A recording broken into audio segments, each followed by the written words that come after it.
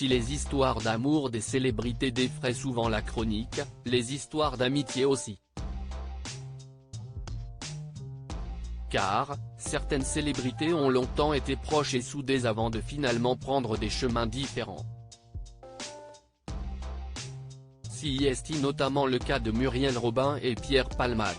Les deux humoristes ont connu une amitié fusionnelle faite de haut et de bas, avant d'être définitivement rompus suite au terrible accident de voiture dans lequel Pierre Palmade a été impliqué. L'ami de Line Renaud avait alors assuré ne plus être son ami.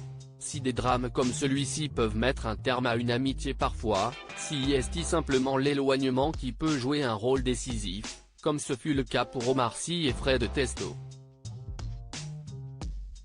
Après avoir formé un duo iconique, les deux humoristes se sont perdus de vue lorsque celui qui incarne Lupin dans la série Netflix est parti s'installer aux États-Unis. La vie a fait que petit à petit, ça s'est un peu effrité, a expliqué Omar Sy sur la chaîne YouTube We Hustle. Au-delà de la distance, la jalousie semble également avoir entaché leur amitié, comme il le révèle dans son livre intitulé Viens, on se parle, sorti le 24 avril dernier. Il indique notamment que son ancienne acolyte l'accusait d'avoir changé lorsque sa carrière a décollé. Avant d'ajouter, après Intouchable, il a considéré que c'était le signe que je me la pétais. La jalousie s'est aussi immiscée entre Kim Kardashian et Paris Hilton, ou encore entre cette dernière et Nicole Richie.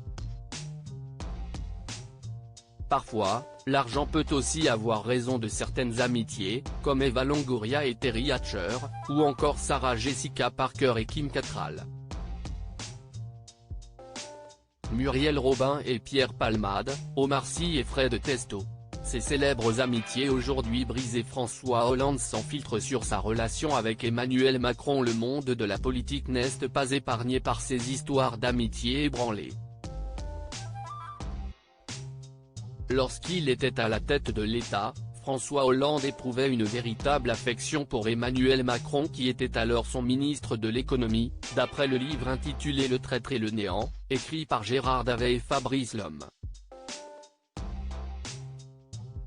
Malheureusement, la candidature d'Emmanuel Macron à la présidence de la République a été vécue comme une véritable trahison par le compagnon de Julie Gaillet. Selon ce dernier, le mari de Brigitte Macron l'a trahi avec méthode lorsque celui qui fut son fils prodigue a présenté, le 20 août 2016, sa démission du gouvernement de Manuel Valls. Et, même 6 ans plus tard, leur relation semble être encore au point mort. Le 13 juillet 2023, interrogé sur sa relation avec Emmanuel Macron dans la Tribune, François Hollande s'était contenté d'une réponse aussi brève qu'équivoque, minimale.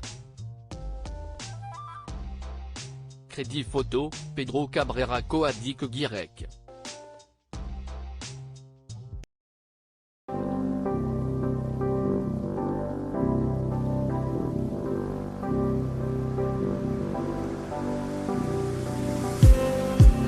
Just need some that will wake me up enough to fight, 'cause you let me down it for me to not let me count the mittens. I just need